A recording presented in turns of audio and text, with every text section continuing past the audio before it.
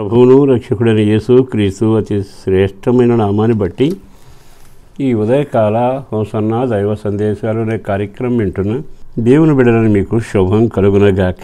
మీకు విషయాన్ని జ్ఞాపకం చేస్తాను. అదేమిటంటే మనం దేవుని సందులో ఏం చేయాలి అనేది ఇక్కడ చాలా తేటగా రాయబడింది.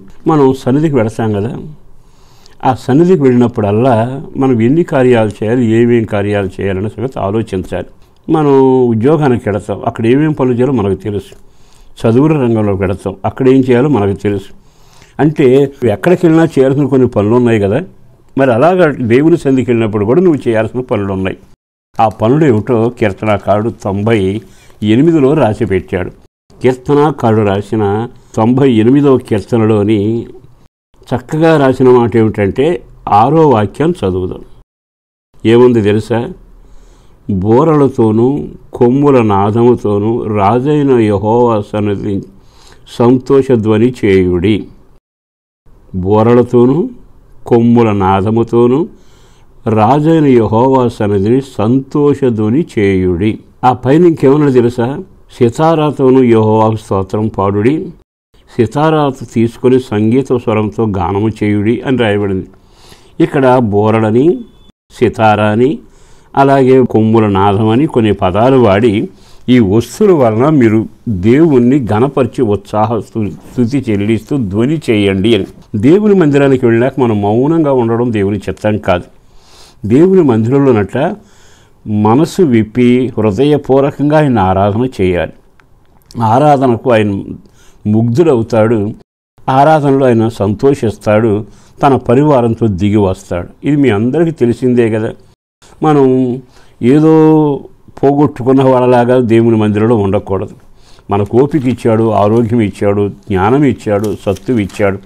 ఇదంతా లోకంలో కార్యక్రమాలకు వాడుతున్నాంగా, జీవనానికి వాడుతున్నాం, యుద్ధానికి వాడుతున్నాం, ఆఫీసులో వాడుతున్నాం, నీ ఓపిక ఉన్నదైనా అన్ని రంగాల్లో వాడుతున్నాం. మరి ఇంత దయచేసి దేవుని దగ్గర ఎందుకు మౌనంగా ఉండాలి?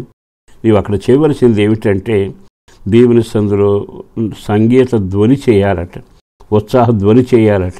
సితారాతోనూ, తర్వాత బోరలతోనూ, తర్వాత కొమ్మునాదముతో రాజైన యెహోవా సన్నిధి. ఆ మాట గుర్తుపెట్టుకోవాలి. నువ్వు ఎవరి దగ్గరికి పెడుతున్నావు?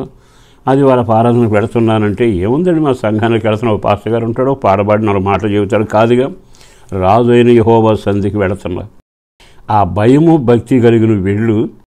నేను రాజైన యెహోవా సన్నిధిలో పాడటానికి వెళుతున్నాను, రాజైన యెహోవా సన్నిధిలో స్తుతించడానికి వెళుతున్నా, రాజైన యెహోవా సన్నిధిలో బోరలతో ఆయన ఘనపరుస్తా, దేవుని సంతోష ధ్వనితో ఆరాధన చేస్తా, ఆయన కార్యాలని గొప్ప చేస్తాను, ఘనపరుస్తాను, కీర్తిస్తాను, వివరిస్తాను, వర్ణిస్తాను అనే పని మీద నీవు ఉండి రాజైన యెహోవా సన్నిధికి నేను వెళుతున్నాను అని ఆలోచనతో వెళ్ళు.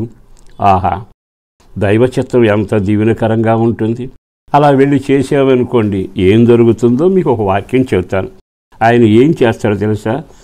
న్యాయమును బట్టి జనములకు తీర్పు తీర్చుటకై యెహోవా వేయించేయుచున్నాడు. యెహోవా వేయించేయుచున్నాడంటే వచ్చుతున్నాడని, నీకు న్యాయం చేయటానికి, నీ బిడ్డల క్షేమం కలుగు చేయటానికి, దుష్టుని క్రియలు లయపరచడానికి, నీకు నోటి నిండా నవ్వు కలుగు చేయటానికి, నీ దేహానికి ఆరోగ్యం కలుగు చేయడానికి న్యాయ నిర్ణేతగా ఉండి న్యాయాన్ని జరిగిస్తున్న దేవుడు జనులకు తీర్పు తీర్చుటకై యెహోవా వేయించేయుచున్నాడు. మన దేవుడైన యెహోవా వేయించేయుచున్నాడు అంటే నువ్వు రాజు సన్నిధికి వస్తే నీ కొరకు ఆయన బయలుదేరి వస్తున్నాడు. అంటే కార్యాలు చేయటం అక్కడే మొదలవుతుందిగా. ఈ వారమంతటికి కార్యాలు నువ్వు పొందాలి అంటే అక్కడే ఆశీర్వాదం. ఆయన సన్నిధిలో స్తుతిస్తేనే దేవుని కార్యాలు చేసి నా దేవుడు నా కొరకు బయలుదేరాడు. రేపు సోమవారం నుంచి నీకు సమస్య ఉందనుకోండి, నీ సమస్యలు రేపటి నుంచి కార్యక్రమంలో ఇరుకుందనుకోండి, ఈ రోజు నుంచి నీతో బయలుదేరుతున్నాడు. కానీ ఆయన ఏం చేస్తున్నాడు అంటే ఈ వారమంతా నీ క్షేమం కలిగే కార్యాలు చేయటానికి ఆ రాజైన యెహోవా సన్నిధిలో భయపడు, స్తుతించు, బోరలు ధ్వని చేయి, ఆర్భటించు, కొనియాడు, స్తుతి చెల్లించు. ఈ పనులు నువ్వు చేయి. నిశ్చయముగా వేయించేస్తున్న దేవుడు నీతో బయలుదేరి గొప్ప కార్యములు చేసి నిన్ను, నీ కుటుంబాన్ని, బిడ్డలను దీవించునుగాక. పరిశుద్ధులను ప్రేమామడిన ప్రభు వందనాలయ.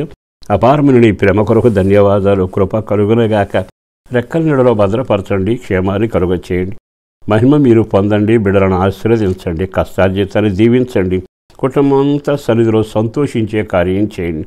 సన్నిధి కాంతి, దీవెన, మేలు నీ బిడ్డలతో నువ్వు బయలుదేరాలయ్యా. రాజైన యెహోవా సన్నిధిలో కుటుంబాలన్నీ నిలవాలి. అట్టి దీవెనలతో నింపి సమృద్ధిని, సంతోషం, ఐక్యత, ఆనందం, రక్షణ అన్నీ దయచేయండి. యేసు పేరట వేడుచున్నాము తండ్రి. ఆమేన్.